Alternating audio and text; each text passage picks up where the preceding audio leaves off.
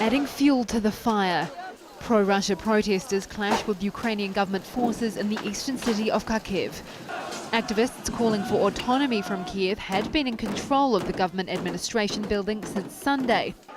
But by Tuesday morning, special forces had taken control, arresting 70 people. Ukraine's acting president says those caught will face the full force of the law. Last night, the Donetsk building where the security service of Ukraine is located was cleared of criminals. This morning, the regional administration building of Kharkiv region was completely cleared of separatists. During the liberation of the building, guns and hand grenades were used against police. Several policemen were badly injured. During the liberation of the regional administration, 70 criminals were detained.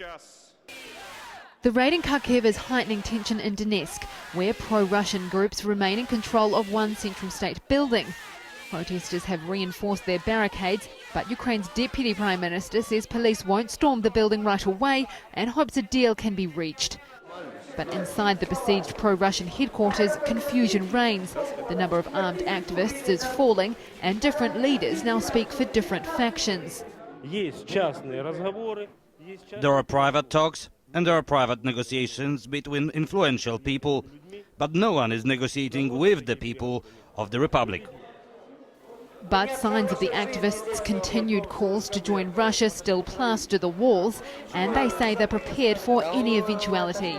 Despite all the talk of negotiation, Molotov cocktails are at the ready. The people here tell us that if the authorities from Kiev do move in with special police forces, that they are prepared to use them.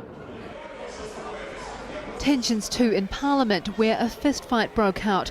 Communist Party leaders accuse politicians in Kiev of complicity in the unrest in the east. Wasn't it you who provided a scenario and an example? It turns out you were following not an American plan but a Russian one on how to destroy the independence of Ukraine.